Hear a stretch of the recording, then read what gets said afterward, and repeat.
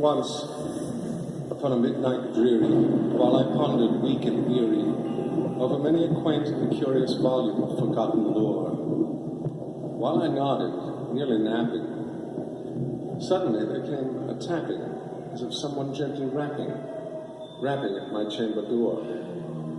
"'Tis some visitor," I muttered, tapping at my chamber door. "Only this, nothing more." How distinctly I remember it was in the bleak December, and each separate dying ember wrought its ghost upon the floor. Eagerly I wished the morrow. Vainly I had sought to borrow from my books surcease of sorrow, sorrow for the lost Lenore, for the rare and brilliant maiden whom the angels name Lenore, nameless here, forevermore. And the silken, sad, uncertain rustling of each purple curtain filled me with fantastic terrors never felt before, so that now, to still the beating of my heart, I stood repeating, "'Tis some visitor, entreating entrance at my chamber door, some late visitor, entreating entrance at my chamber door. This it is, and nothing more." Presently, my soul grew stronger.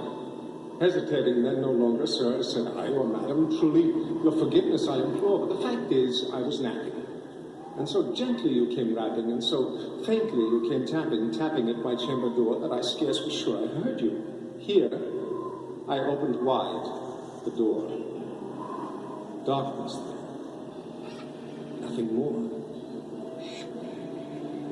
Deep into that darkness peering. Long I stood there wondering, fearing, doubting, dreaming dreams no mortal ever dared to dream before, but the silence was unbroken. The stillness gave no token, and the only word there spoken was the whispered word, "Lenore." This I whispered, and an echo murmured back the word, "Lenore." Merely this, nothing more.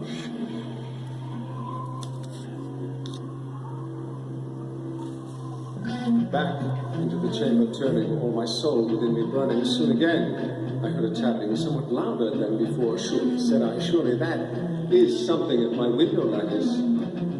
Let me see then what thereat is, and this mystery explore. Let my heart be still a moment, this mystery explore. 'Tis the wind, and nothing more."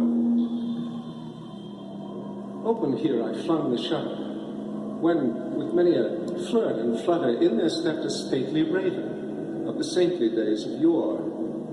Not the least obeisance, maybe, not a minute stopped or steady, but with mien of lord or lady, perched above my chamber door, perched upon a bust of Pallas, just above my chamber door, perched and sat. Nothing more. Then, this ebony bird beguiling my sad fancy into smiling, by the grave and stirred decorum of the countenance it wore. "Though thy crest be shorn and shaven, thou," I said, "art sure not craven, ghastly, grim, and ancient raven, wandering from the nightly shore. Tell me what thy lordly name is on the night's Plutonian shore." Quoth the raven, "Nevermore."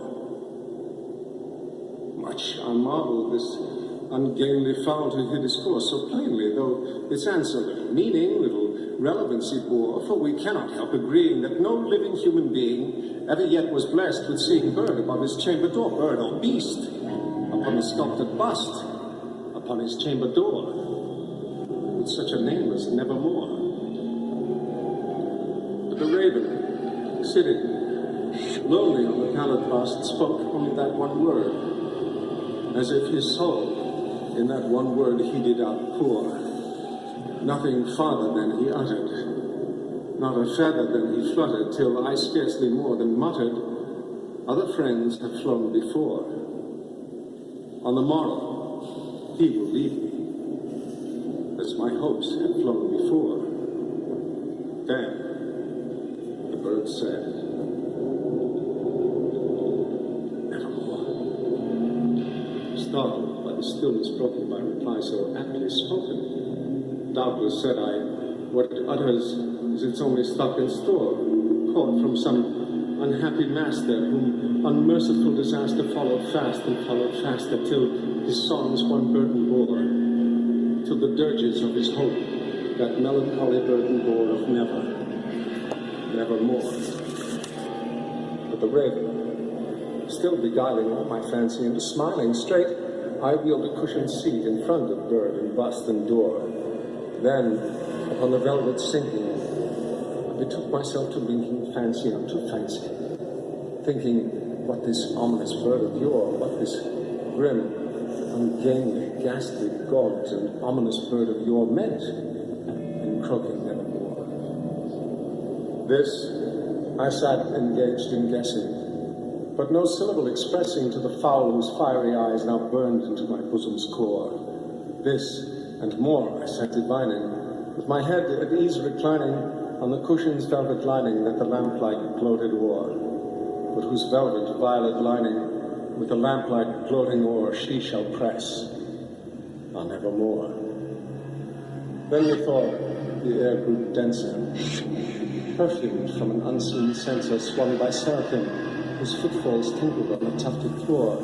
Wretch, I cried, thy God hath lent thee, by these angels he hath sent thee respite, and content thee from the memories of Lenore. Quaff this kind nepenthe, and forget this lost Lenore. Quoth the raven, nevermore.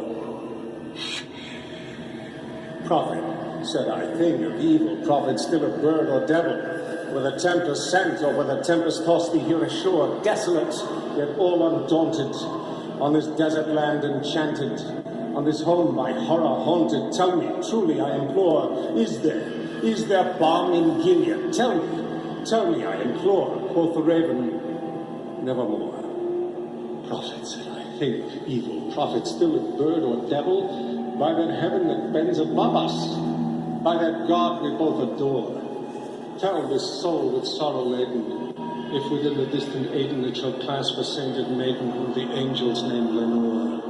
Clasp a rare and radiant maiden whom the angels name Lenore. Quoth the raven, nevermore. Be that word our sign of parting, bird or fiend, I shrieked upstarting, get thee back into the tempest, and the night's Plutonian shore. Leave no black plume as a token of that lie thy soul hath spoken. Leave my loneliness unbroken, quit the bust above my door, take thy beak from out my heart, and take thy form from off my door. Quoth the raven, nevermore. And the raven, never flitting, still is sitting, on the pallid bust of palace just above my chamber door. His eyes have all the seeming of a demon's that is dreaming, and the lamplight o'er him streaming throws his shadow on the floor, and my soul, from out that shadow, lies floating on the floor, shall be lifted